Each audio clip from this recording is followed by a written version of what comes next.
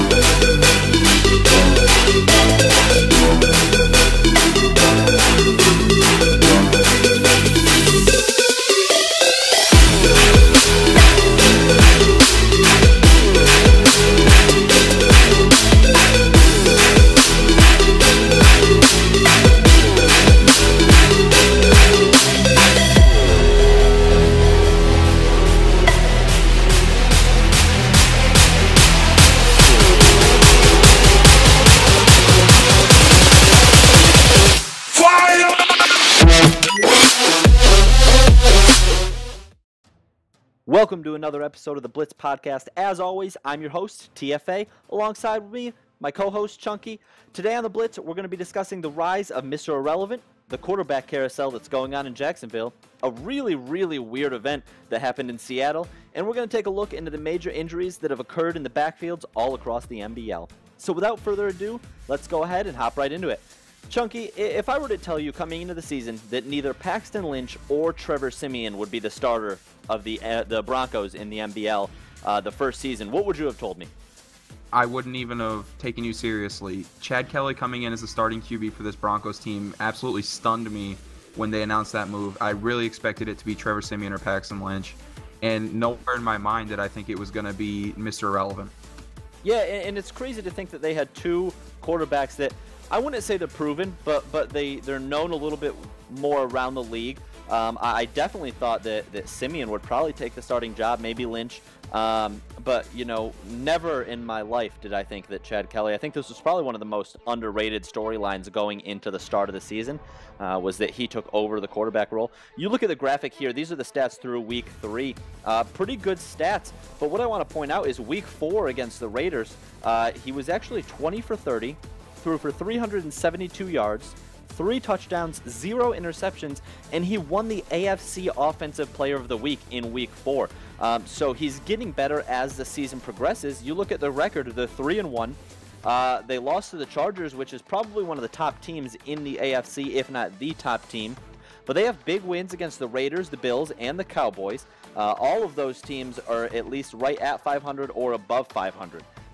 They've got a Week 5 bye coming up. And then their schedule gets a little bit harder, Chunky. Let me read off their games in the upcoming schedule real quick, and you tell me how you think he is going to progress as the season goes on. Their next few games, they've got the Giants, the Chargers, the Chiefs, and the Patriots in 4 out of their next 5 games.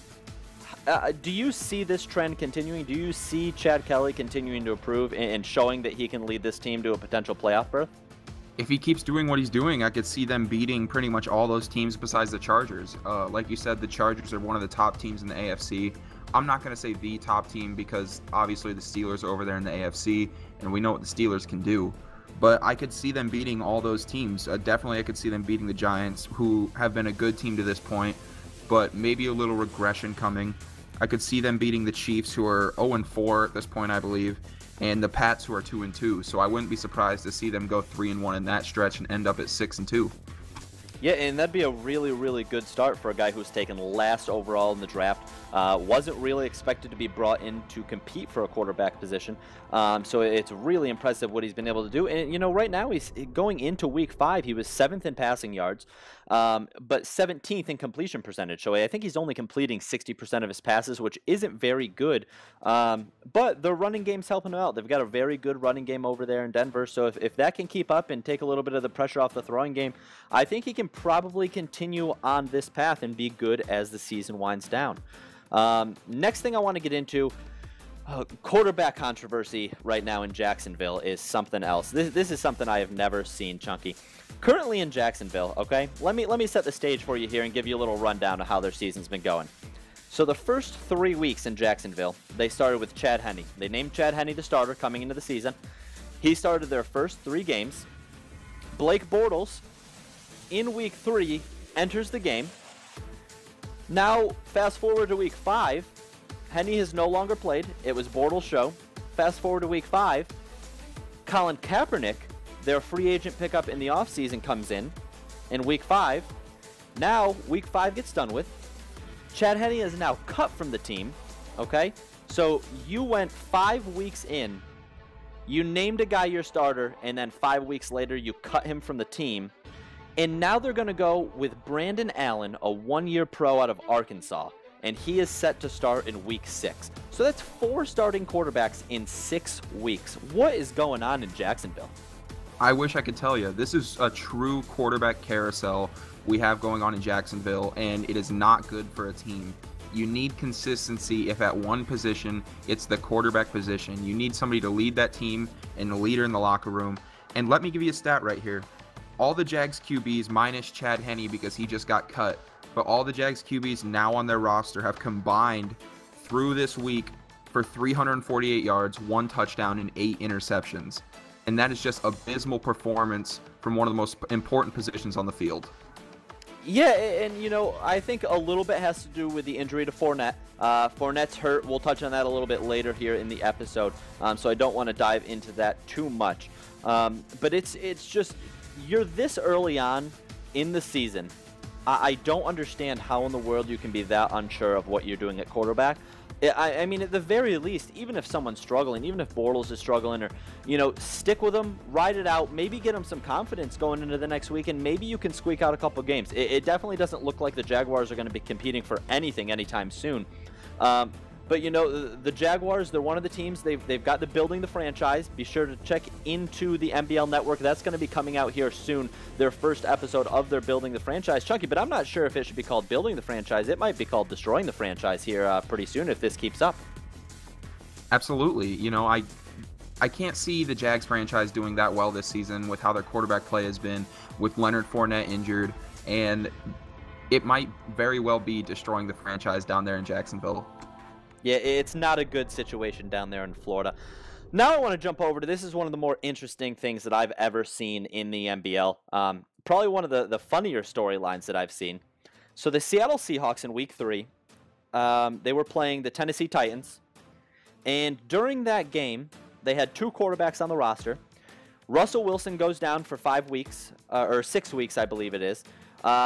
It's 5 weeks remaining. And then Trayvon Boykin comes in, their last quarterback on the roster, and he also gets hurt. So who ends the game? None other than kicker Blair Walsh. Blair Walsh came in and played the entire second half of the game at quarterback for the Seahawks. And they didn't do too bad, honestly. You know, I've seen worse performances. You know, if Blair Walsh was in Jacksonville, Chunky, let's just say this. If Blair Walsh was in Jacksonville, he might be the starter, and he might be leaps and bounds better than what they've got over there. So what do you think about what's going on over in Seattle? I'm not too concerned with what's going on. What's going on over in Seattle. Because you look at the stats, right? You have Russell Wilson and Trayvon Boykin. Obviously, Russell Wilson was playing the whole season before he went down. Trayvon Boykin comes in, goes down in the same game. They combined for 372 yards, 2 touchdowns, and 4 interceptions to that point in the season. And Austin Davis comes in, and he's 114 yards, no touchdowns, and 1 interception, and they still win the game. And I'll tell you why. It's because that is a running dominant offense. You look at Thomas Rawls in the game with Russell Wilson and Trayvon Boykin out. He did not suffer at all, went for 3 touchdowns, over 100 yards. I'm not concerned with what's going on over in Seattle. Yeah, and it's great that you brought up the running game, because right now they're one of the best running games in the MBL. And even with Davis at quarterback, Davis in his week 4 game, okay, they brought him in for the week 4 game. And like you said, he was 4 of 11 for 114 yards and 1 interception. And if you were to tell me that with those stats they would still win that game, I wouldn't believe you. But they had 2 running backs, not just one. They didn't just have Thomas Rawls. Thomas Rawls and Eddie Lacy both went over 100 yards in their week 4 win. You're going to see Taysom Hill there on the graphic. I believe that they signed Hill and then immediately cut him thereafter. So he was brought in, you know, maybe to be a backup to Davis, but he is no longer on the team. It's going to be really interesting. Do you think, I mean, that's a weak division. and the Seahawks seem to be running away with that division, especially with how well that defense has played and how well that running game has performed. Do you see them being able to potentially keep up with the top tier teams in the NFC, or do you think they might fall behind a little bit with these injuries, struggle a little bit, and then kind of finish in the middle of the pack, but still get a division and a home game in the playoffs? I don't think they lose any ground from where they're at now, because if you look at that offense, all it's going to take is a serviceable quarterback to plug in there, and Austin Davis is definitely a serviceable quarterback. He can hand the ball off to Thomas Rawls, and that's all it's going to take in that offense. Yeah, and as long as he does that, hopefully, the trend can continue there in Seattle and they can keep winning these games. Let's jump over now. We've had a lot of injuries around the MBL, Chunky. A lot of injuries. A lot of big-name guys going down. But I don't think there's been a position so far that has been as prevalent at the injury bug, just as widespread across the league as the running back spot has been. You look up at the screen right here. We've got, these are some of our top running back injuries in week 4. And you can see these are some big names. You've got the 2 rookies, McCaffrey and Fournette. And then you've got DeMarco Murray and you've got David Johnson, who could potentially be one of the best running backs in the league, if not the best running back in the league right now. What do you have to say? Which one of these injuries, if I were to tell you that these guys were going to go down, which one of these injuries do you think is going to hurt the most in terms of team success? I think in terms of team success, you have guys like Christian McCaffrey, who was having a really good season, and he goes down, which is really unfortunate for a guy in his rookie campaign who's having a good year. And David Johnson, who's the best player on that offense, and it hurts to have him go down as such a dual threat halfback. He can hurt you from anywhere on the field, and for him to go down in that offense, it's really going to hurt them. Yeah, I definitely look at the Jaguars and the Cardinals injuries here. The injuries to Fournette and Johnson is being the key injuries there. And the only reason I say that is because these are 2 teams that are struggling, and these are pretty much the best weapons that these teams have. The Titans and myself at the Panthers, we have backup running backs. These other teams don't. You look at, McCaffrey's backup is Jonathan Stewart, who's a very, very good and veteran, proven running back in the league. And then you look at Murray, his backup's Derrick Henry, who's a young guy, but I think eventually Derrick Henry was going to be the go-to guy there in Tennessee anyway. So he's just kind of getting a little bit of a head start and a little bit of a jump start there. So you look at Fournette and Johnson, though. Fournette's backup, I believe his original backup got hurt. And last I checked, number 1 on the depth chart is a rookie, and his name is Taquan Mazzell. That is likely going to be... from a practice squad, I will say. Yeah, and he is likely to be the starting running back over in Jacksonville. So we talked about Jacksonville earlier, not knowing who they're playing at quarterback. They've now got a no-name guy at running back. I mean, so where's the offensive production going to come if you're the Jacksonville Jaguars? And then you look at David Johnson, and I mean, David Johnson's, the heart and soul of that team. Kerwin Williams is going to be backing him up here pretty soon. So, I think that the Panthers and the Titans here are going to be okay. But I definitely think the injuries to the Jags and the Cardinals are going to be the most detrimental. And I do think that the injury to DeMarco Murray hurts a lot just because he went down so early. But that first game, he played so well. I believe after that first game, he was averaging over 11 yards per carry. So this is a guy that still has it in him to be a top running back in the league. Do you think that when he comes back, he's going to step into the starting role again, or do you think that Derrick Henry's going to take it over for the rest of the year? I think DeMarco Murray, when he comes back, I think he just steps right back into that starting role. But I guess we'll see. I'm not the owner over there in Tennessee. And I think it all depends on how Derrick Henry does, obviously. If he does well, I think they're going to ride the hot hand and see what he can do. But if he's struggling and DeMarco Murray comes back, when he's healthy, he's going to step into that role. Yeah, and it is interesting to note both the Panthers and Titans did have big wins over, top tier level talent in their conferences. The Titans just beat the Texans, and then the Panthers just beat the Lions.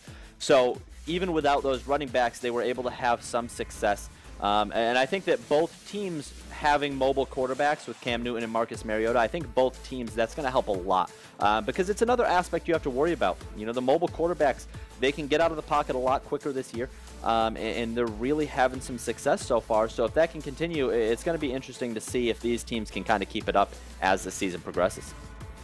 That is going to do it for this episode of the Blitz Podcast. Be sure to tune into the MBL Network to get our MBL live schedule, as well as tune into the Commissioner's Corner podcast next Friday, as Bomber and Lip are going to be back discussing all the progressing storylines and injuries happening all around the MBL.